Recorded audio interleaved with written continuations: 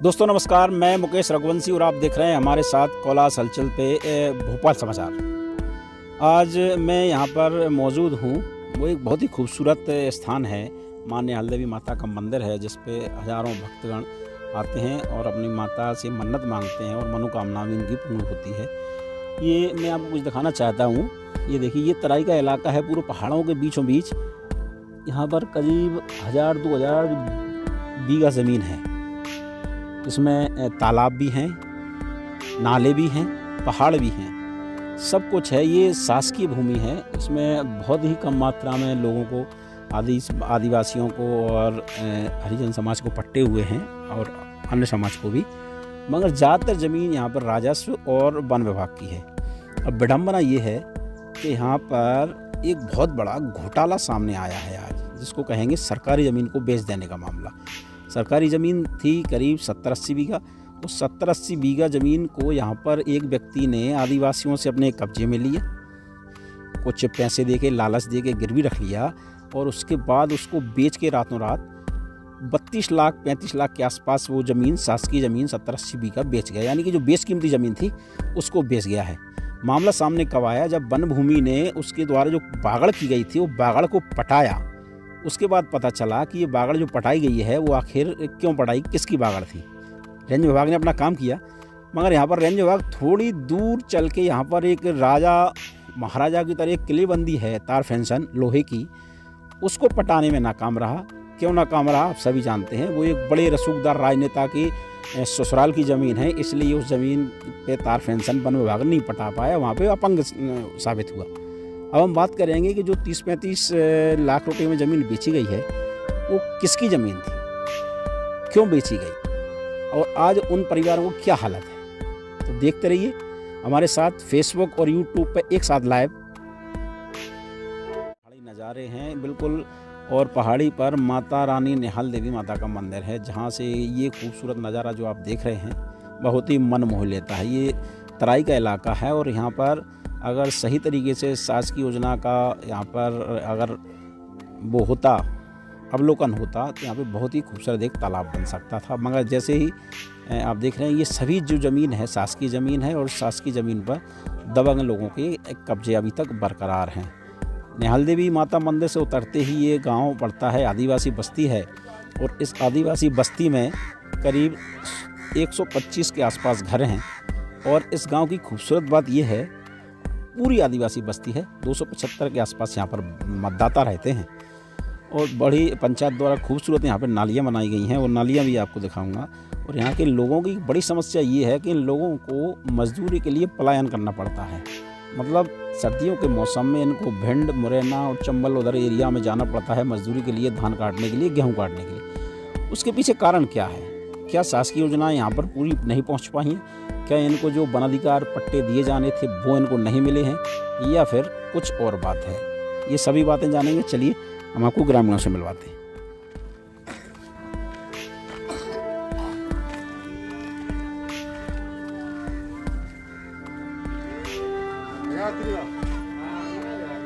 आओ पहले इनसे बात करें।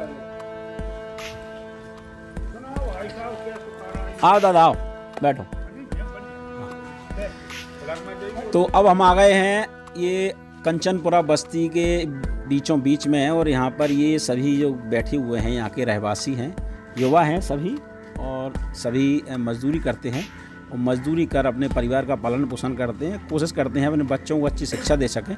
शासकीय स्कूल भी यहाँ पर है, उसकी बाउंड्री भी है, मगर स्कूल की जर्जर हालत के चलते यहाँ पर ये बच्चों को पढ़ाने से डर रहे हैं। उस पर भी हम चर्चा करेंगे, मगर पहले हम जानते हैं हमारे साथी जो बैठे हुए हैं, दुकानदार भाई हैं, कई सालों से यहाँ पर दुकान करते हैं, उनसे पूछेंगे कि इस गांव के बारे में स्थिति क्या है गांव की। और क्या अपना नाम बताइए?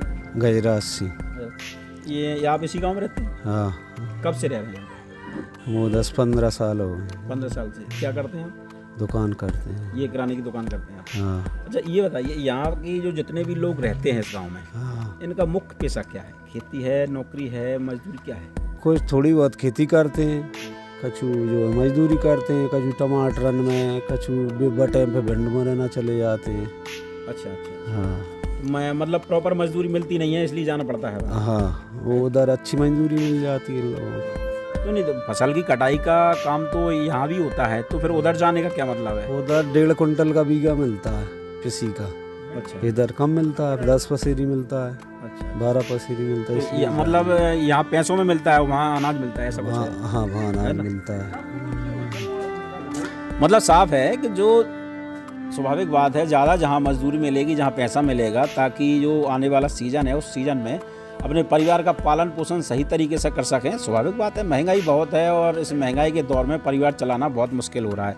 अब हमारे युवा साथी बैठे हैं, उनसे बात करेंगे कि वो क्या करते हैं। क्या नाम क्या है आपका? अनिल।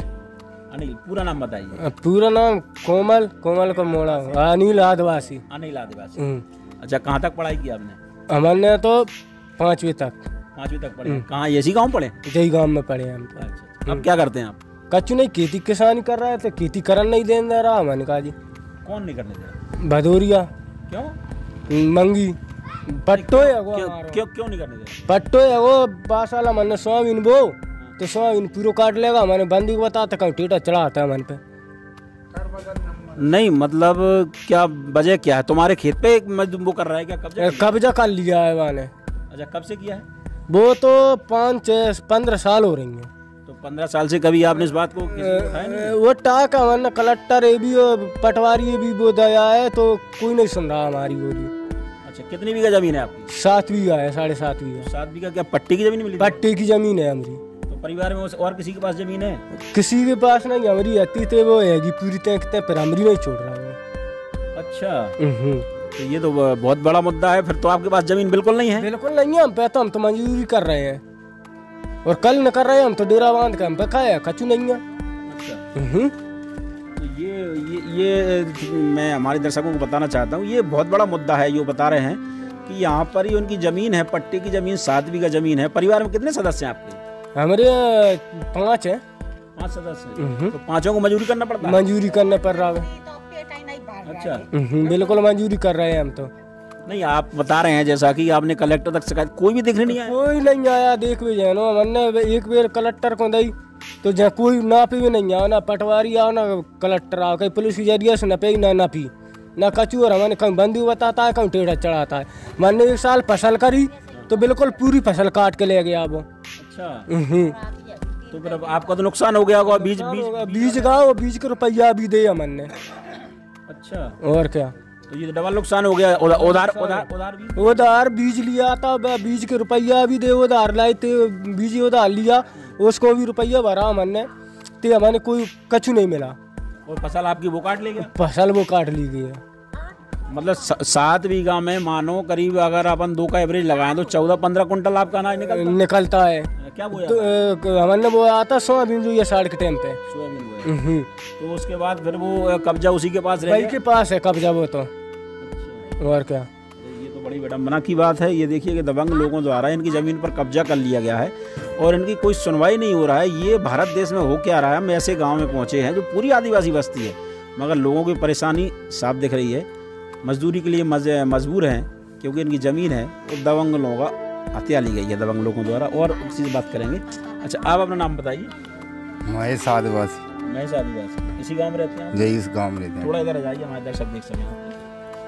इसी गाँव में रहते हैं? हाँ, इसी गाँव में रहते हैं। अच्छा, एक बात बताइए, आप विजय क्या करते हैं? मजदूरी करते हैं। मजदूरी। जमीन है आपके पास? जमीन नहीं है। नहीं है? नहीं। तो जमीन मतलब मिली नहीं है? पट्टी की जमीन या थी या कहीं कर दी आपने? कहाँ क्या हुआ है? श्रीपत ही दे रही थी। ये कौन है? श्रीपत कौन है? गड़ैया है। उसको बेच दिया आपने? बेची नहीं है, ऐसे धर रही थी। अच्छा। हाँ, रख दी थी। रख दी। तो क्या पट्टी की जमीन थी आपकी? पट्टी नहीं, गैर पट्टी की है। गैर पट्टी मतलब कब्जा कर दिया? कब्जा कर दिया। अच्छा, कितने बीघा थी वो? वे 7 बीघा होगी। 7 बीघा थी। अब वो कहाँ है जमीन? भग्गा वो तो बाग बेच बाज के भग्गा वो तो खपत काम भग्गा पता नहीं है बाप। मतलब आपकी जमीन थी, आपकी जमीन बेच के भाग गया? हाँ। अच्छा, कब्जा आपने किया था उसमें? कब्जा आपने कितने साल खेती की थी उस जमीन पे? करीब 20 साल। 20 साल की खेती की थी। ठीक। तो आपको वनाधिकार का पट्टा नहीं मिला? मतलब क्या वो नहीं मिला। रेंज की जमीन थी या तहसील की? कचू रेंज की, कचू तहसील की, 2 गति है। दोनों प्रकार की जमीन। हाँ।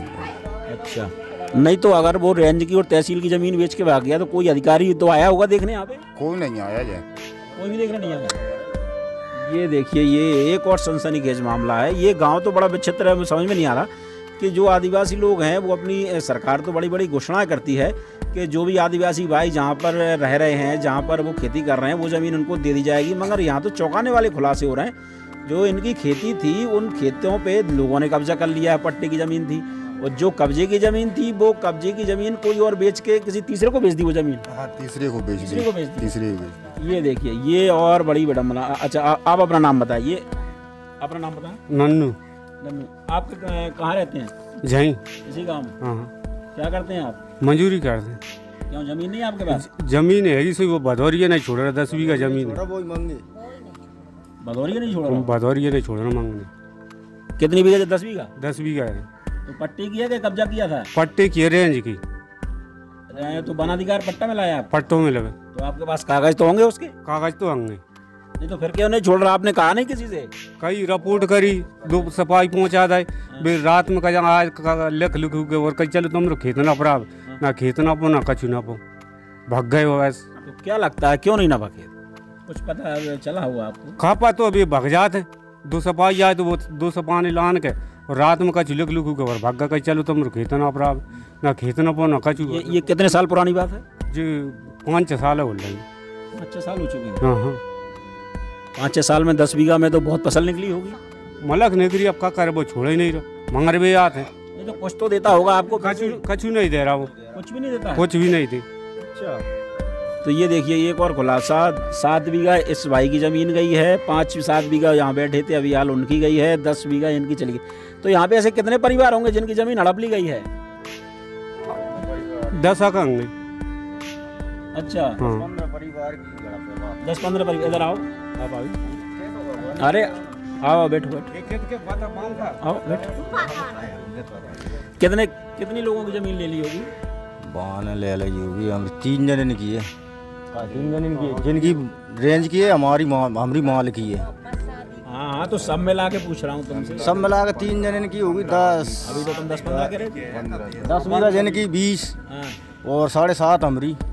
27 बीघा जगह है। और माल की? माल की 7.5 है जी। 7.5। ऐसे कितने लोग होंगे जिन्होंने माल की ज़मीन पे कब्जा किया था? माल की जगह पे कब्जा अपनी तो पट्टी की ही थी। पट्टे की थी? हाँ, कोमल की। तो फिर आपके पास मतलब कागज नहीं होगा पट्टे का? नहीं तो आपको शासन की योजना का तो वो तो मिलता क्या, आपकी ज़मीन आपको दिलाई जाती? कागज होंगे हम पे, किताब है जी। अच्छा। हाँ, पैसा मिल रहा है, नेट पर चढ़ी है। इसका आपको जो कृषि सम्मान निधि है वो मिलती है? किसान सम्मान निधि मिलते। अच्छा, मगर ज़मीन नहीं है? जमीन नहीं दे रहा वो, जमीन नहीं छोड़ रहा वो। अच्छा, ये आपकी ज़मीन किसके कब्जे में है? भाई की मंगी भदौरिया की। अच्छा, वो मंडी तन रही थे। अच्छा अच्छा। हाँ, तो मतलब आप लोगों की करीब हो गई 25-30 बीघा के आसपास ज़मीन हो गई जो उसके कब्जे में है। तो फिर उसके पास तो और भी ज़मीन होंगी? और मतलब जमीन खुद की ज़मीन है क्या उसकी? खुद की माना भाई की हैगी वो। अब माना भाई की बाम जगह में माना हमारी जाती का टीम पट्टे हुए हैं हमारी बाम में। अच्छा, हाँ। तो उसकी निजी ज़मीन थी यहाँ? निजी नहीं है वो, तो हमारी कब्जा की यही बाकी। बाकी भी कब्जा की हाँ, है ना? अच्छा, दादा आप आइए यहाँ पे। अभी एक और हमारे सियाने दादा आ गए हैं यहाँ। ये दादा ऊपर आइए थोड़ा। दादा वैसे सरकारी आंकड़े ये बताते हैं कि आपके समाज में 50 साल से उम्र का व्यक्ति अगर कोई मिल जाए तो बड़ा भाग्यवान होता है। हाँ, वो है ना। है तो आपकी उम्र कितनी है? 60 की। 60 साल हो गई आपकी? हाँ। क्या नाम है आपका? सामले। सामले? हाँ। अरे बड़ा प्यारा नाम है। तो आप तब से इसी गांव में जो गांव बसाए जब से ही हैं? हाँ जी। अच्छा। अपन नहीं बसा रहा हो जो। अच्छा अच्छा, आप नहीं बसाया था। तो यहाँ पे कितने परिवार होंगे दादा जिनके पास पट्टे की जमीन मिली है या वनाधिकार मिला है या कुछ? तो ऐसो है कि धनी नहीं मिलो इनको। धनी मतलब कोसो हिसाब किताब करे व्यवहार। जैसे वन विभाग के पट्टे दे तो इनको कोई हिसाब ना रहो। और जो तहसील के मिले पटवारी गिरदावर ने तरबदर नंबर का दे ले बेटा लड़ू करो। अब करें तो कैसे करें? वो दूसरों डालो है ना लट लेके नहीं। अच्छा। सो फिर हम बोले हाँ। फिर मैंने तुम्हारी और किसी कई गरीब आदमी को लड़का पढ़ा, मैंने 12वीं फर्स्ट नंबर है वे। हाँ अब मैं नौकरी को बाहर ठहर रहा हूँ। नहीं, उसकी नौकरी तो लगेगी, वो ये ना वो ठेकने से करता है। मैं जानता हूँ। अच्छा अच्छा ठीक है, हाँ ठीक है। तो तुम्हारी कृपा से आओ 10 बीघा वन विभाग में पट्टो दो तो शिवराज चौहान ने ऐसी बात। अच्छा, और बिन नहीं ऐलान बिन की नेता नहीं करी थी कि हाँ जो बच्चा है हम नौकरी से लगा देंगे। ठीक है। ताना मोड़ी से वो लॉकडाउन लग गया। अच्छा, और ये तो बस न कटा पाओ। नहीं ये बताइए, ये बाहर के लोग कौन है जो यहाँ आ गए और सभी लोगों की जमीन हड़प रहे हैं? कुत्ता तुम कोरा डालेंगे तो वो तो लब के वो। हाँ, ये बात अपन जय मान लो। तो उसने तो धीरे धीरे कब्जा किया है। और का ये जो ही बात है, धीरे धीरे 32 लाख की बेच के लम्बो पड़ो। 32 लाख की कौन बेच गया? 32 लाख की वो श्रीपद बघेले इतनी तो सवाल करते हैं। अच्छा, 32 लाख रुपए की जमीन। और तो वो तो सरकारी और पट्टी की जमीन, वो कैसे बेच गया? इनने फोटो नाम तब माने पैसा था तो इनने जमीन के फोटो खींचते कह नहीं, जब इनने वे 32 लाख तब कहनी बेसी चूतिया नहीं जाते। हाँ, जो आ मतलब सरकारी और पट्टी की जमीन वो बेच गया। बेच गया। और किसको बेच गया? जी बंजारे नहीं। अच्छा, हाँ, रावगढ़ रावगढ़ तरफ की। तो ये देखिए, इस गांव में खुलासे पे खुलासे हो रहे हैं। एक और बड़ा खुलासा है कि यहाँ पर शासकीय जमीन और आदिवासियों की पट्टी की जमीन को एक व्यक्ति अपने कब्जे में लेता है और कब्जे लेने के बाद वो तीसरे व्यक्ति को 32 लाख रुपए में बेच देता है। आप फिर से सुनिए, 32 लाख रुपए में।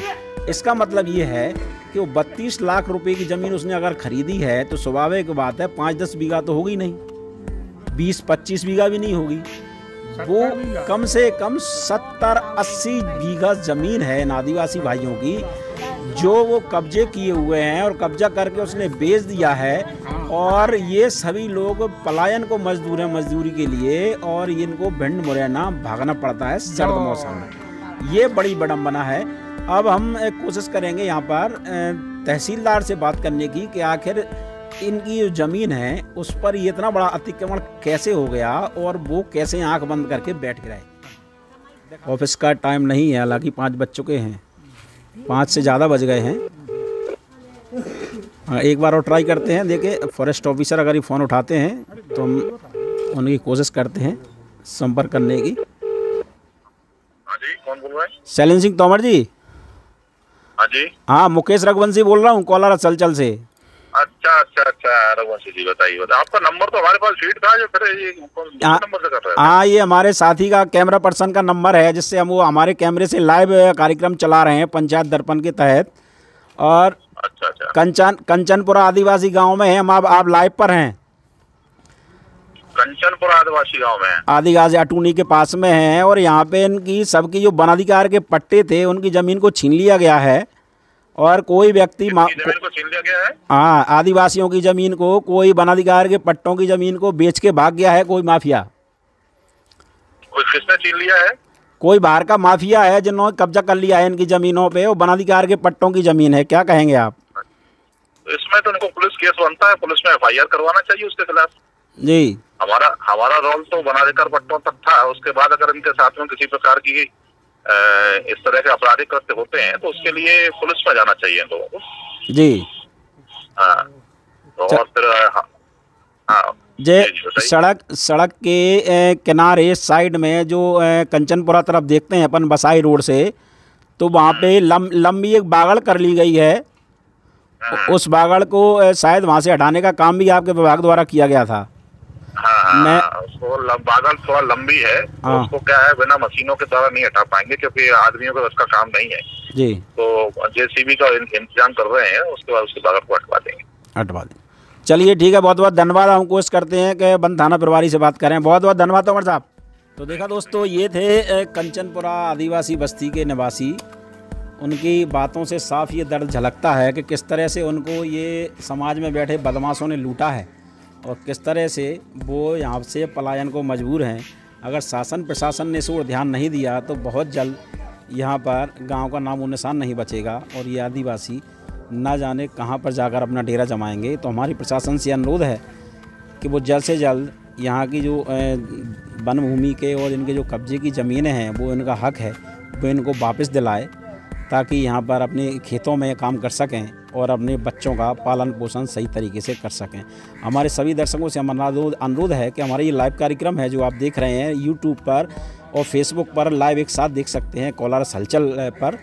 और अगर आपको हमारा कार्यक्रम पसंद आता है तो उसको लाइक करना ना भूलें, सब्सक्राइब करना ना भूलें। अब मुझे मेरे साथी रानू सिंह के साथ इजाज़त दीजिए। नमस्कार।